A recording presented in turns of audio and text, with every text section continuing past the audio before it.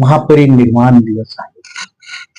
माझ्यासोबत आज या महापरिनिर्वाण दिनानिमित्त रमेश फुले ज्यांना शिक्षण महर्षी म्हणतात ते माझ्यासोबत आहेत. एक सामाजिक कार्यकर्ता आहेत, एक आंबेडकरी विचारवंत आहेत, ते आज माझ्यासोबत आहेत. महापरिनिर्वाण दिनानिमित्त ते माझ्याशी चर्चा करतील. सर जय हिंद. मी रमेश फुले. सर, खूपच दुःखाचा दिवस म्हणावा लागेल. 6 डिसेंबर हाच तो काळा दिवस म्हणावा लागेल. तिथून महामानव डॉक्टर बाबासाहेब आंबेडकर हे आपल्याला सोडून गेले. काय सांगाल तुम्ही? भारतीय राज्यघटनेचे शिल्पकार, पहिले कायदेमंत्री, दलिताचे कैवारी, भारतरत्न डॉक्टर बाबासाहेब आंबेडकर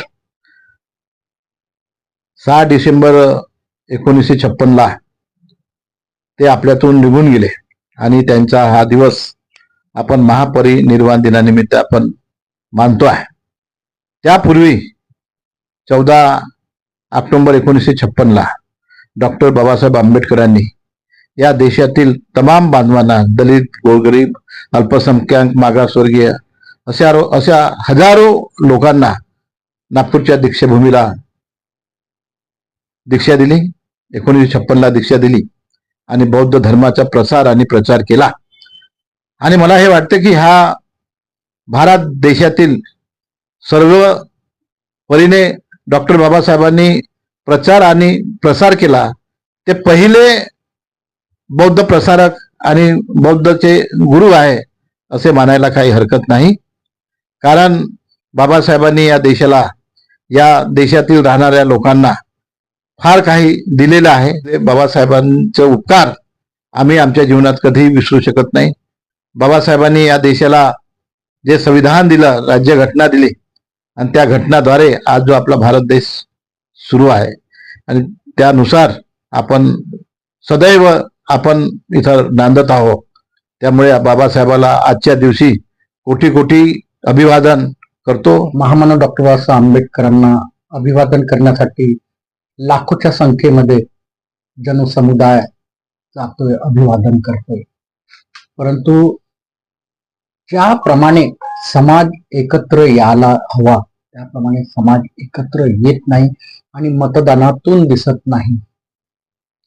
खरं अभिवादन महामानव डॉक्टर बाबासाहेब आंबेडकरांना तेव्हाच होईल ज्यावेळी समाज एकत्र येईल, सत्तेत आपण राहू. डॉक्टर बाबासाहेब आंबेडकरांनी संविधाना थ्रू आपल्याला एक असा अनमोल ठेवा दिला की तो असा की डॉक्टर बाबासाहेब आंबेडकरांनी आपल्या देशामध्ये जर तुम्हाला राज्य करायचं असेल तर आपल्याला एक असा अनमोल ठेवा आहे. तो ठेवा म्हणजे मतदानाचा.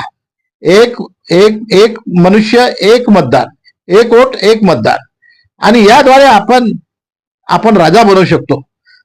कारण पूर्वी राजा हा राजाच्या पोटून पैदा होऊन राजा बनायचा.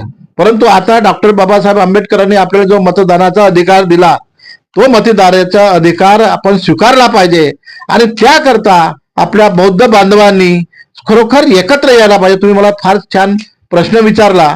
कारण आपण जर समजा हा सर्व समाज एकवटला, जसा आपण जेव्हा आपण इथं 14 एप्रिलला जेव्हा आपण एकवटतो आणि एकवटून आपण बाबासाहेबाचा जल्लोष करतो आणि त्या माध्यमातून आपण बाबासाहेबाचा जल्लोष करून आणि सर्व ह्या भारत देशातून सर्व लोक, करोडो लोक ह्या दीक्षाभूमीला येतात.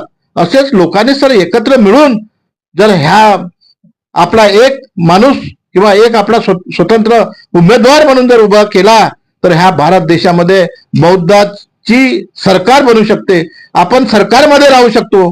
बाबासाहेबांची इच्छा होती की सरकारमध्ये आपल्याला अस्तित्व मिळालेलं पाहिजे आणि म्हणून बाबासाहेबांनी एक आपल्यासाठी तो कायदा केला की या भारत देशामध्ये जे अल्पसंख्याक राहतात की ज्यांना आपण मागासवर्गीयांचा जो वाटा आहे आणि त्या वाट्यातून आपण सरकार बनवू शकतो. म्हणून बाबासाहेबांनी आपल्याला जे अधिकार दिला तो मौल्यवान अधिकार आपण कुठेतरी स्वीकारला पाहिजे. आणि म्हणून आपण सर्वांनी जसं आपण हा जल्लोष करतो, हा जल्लोष न करता जेव्हा इलेक्शन येते किंवा जेव्हा मतदानाचा अधिकार आपल्याला मिळतो त्या अधिकाराच्या वेळात आपण सर्वांनी एकत्र मिळून एकमताने एका माणसाला आपण जर निवडून दिलं तर खरोखर आपण ह्या महाराष्ट्र राज्यामध्ये किंवा भारत देशामध्ये आपण आपलं सरकार बनवू शकतो. आणि म्हणून आज आपल्याला काळाची गरज आहे की आपण कुठेतरी आपल्या समाजाने बौद्ध धर्माने एकत्र यायलाच पाहिजे. आणि जोपर्यंत आपण एकत्र येणार नाही तोपर्यंत आपल्याला कुठेतरी न्याय मिळणार नाही. आणि न्याय जर मिळणार नाही तर आपण अजून जसेच्या तसे अस्तव्यस्त झाल्याशिवाय राहणार नाही. म्हणून माझी कळकळीची विनंती बौद्ध धर्मीयांना, बौद्धांना, सर्वांना कळकळीची विनंती आहे, आता तरी आपण दुरुस्त झालं पाहिजे, एकत्र आलं पाहिजे आणि एकत्र येऊन या देशावर आपलं राज्य करायला पाहिजे. तेव्हाच खरोखर बाबासाहेबांना आपण अभिवादन केल्यासारखं वाटेल किंवा बाबासाहेबांचे उपकार आपण फेडल्यासारखे होईल असं मला वाटतं. रिपब्लिकन पार्टी ऑफ इंडिया हा सुंदर पक्ष आज त्या पक्षाचे तुकडे तुकडे झालेले आहे. घराघरामध्ये रिपब्लिकन पार्टी ऑफ इंडिया तयार झालेली आहे.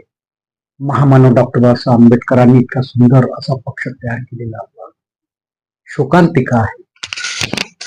बाबासाहेब आंबेडकरांनी जो रिपब्लिकन पक्ष तयार केला आणि तो एवढा सुंदर पक्ष होता की संपूर्ण जगामध्ये असा पक्ष नाही.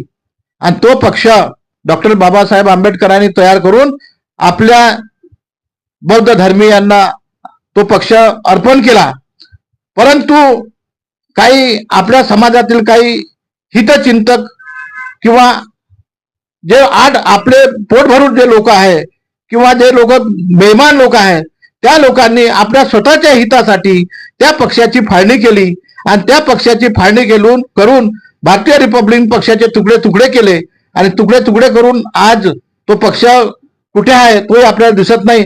आणि याचा फायदा काँग्रेसवाले लोक घेऊन राहिले, याचा फायदा भारतीय जनता पार्टी घेऊन राहिली, याचा फायदा अनेक लोक घेऊन राहिले. कारण आपण विभाजित झालेला आहोत, आपलं विभाजन झालेलं आहे. आणि म्हणून आज सध्या आपल्याला काळाची गरज आहे. भारतीय रिपब्लिकन पक्षाद्वारे आपण कुठेतरी एकत्र येऊन एकत्र राहिलं पाहिजे. जरी मी राष्ट्रवादी पक्षात जरी मी काम करत असलो, शरद पवार साहेबांकडे जरी मी काम करत असलो, पण मी म्हणतो की त्या पक्षाला आम्ही सोडून भारतीय रिपब्लिकन पक्षात आम्ही काम करून रिपब्लिकन पार्टी ऑफ इंडियाचं काम करायला आम्ही तयार आहोत. आणि भारतीय रिपब्लिकन पक्षाचा बौद्ध धर्माचा आपण कुठेतरी झेंडा लावला पाहिजे या मताचा मी आहो. आणि म्हणून सर्वांनी आज ह्या भारतीय रिपब्लिकन पक्षाच्या नावाखाली आपण एकत्र आलं पाहिजे. खरं अभिवादन महामानव डॉक्टर बाबासाहेब आंबेडकरांना जर खरं अभिवादन करायचं असेल तर अन्वयांना तुम्ही काय आवाहन करणार? खरोखर आपल्याला बाबासाहेबांना अभिवादन जर करायचं असेल तर खऱ्या अर्थाने सर्व बौद्ध धर्मातील सर्व बौद्ध भिक्षुकांनी, सर्व धर्मातील लोकांनी, लहान मोठ्यांनी, सर्वांनी, स्त्रियांनी, बायांनी, माणसांनी, सर्वांनी एकत्र येण्याची ही काळाची गरज आहे. आणि जोपर्यंत आपण एकत्र येणार नाही तोपर्यंत आपल्याला कुठेही न्याय मिळणार नाही. म्हणून आज काळाची गरज आहे की ह्या नागपूर महानगरपालिकेमध्ये किंवा पालिकेमध्ये, जिल्हा परिषदमध्ये, विधानसभेमध्ये, लोकसभेमध्ये आपले लोक निवडून जाणं ही काळाची गरज आहे. आणि जोपर्यंत हा बौद्ध धर्माचा जोपर्यंत विधानसभेत किंवा लोकसभेमध्ये आवाज उठणार नाही तोपर्यंत आपल्याला कुठेही न्याय मिळणार नाही. म्हणून आज काळाची गरज आहे. आणि म्हणून सर्व लोकांनी, सर्व बौद्ध बांधवांनी सर्व एकत्र यायला पाहिजे. जे लोक निळ्या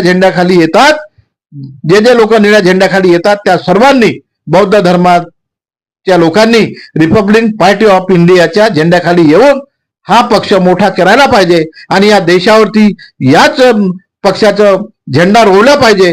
तेव्हाच कुठेतरी आपल्या समाजाला न्याय मिळेल आणि आपण स्वखुशीनं आपण राहू अशी मी सर्वांना कळकळीचं आवाहन करतो.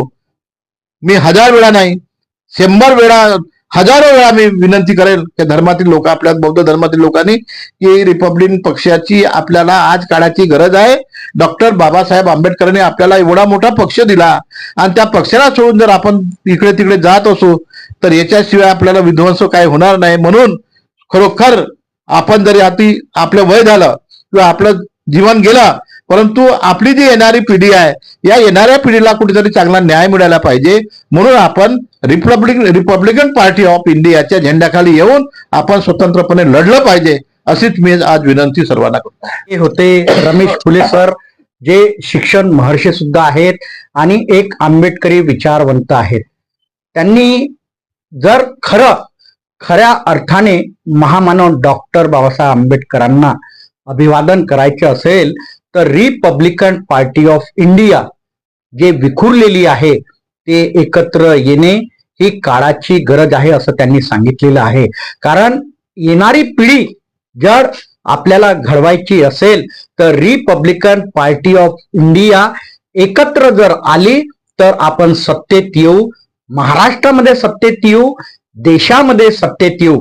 म्हणून महामानव डॉक्टर बाबासाहेब आंबेडकर यांना खरं महापरिनिर्वाण दिनी जर खरी अभिवादन करायचं असेल, आदरांजली जर द्यायचं असेल तर रिपब्लिकन पार्टी ऑफ इंडियाच्या सर्व नेत्यांनी जे गटागटामध्ये विखुरलेले आहे सर्वांनी एकत्र यावं आणि एकत्र येऊन निवडणुका लढाव्यात आणि सत्तेत यावं.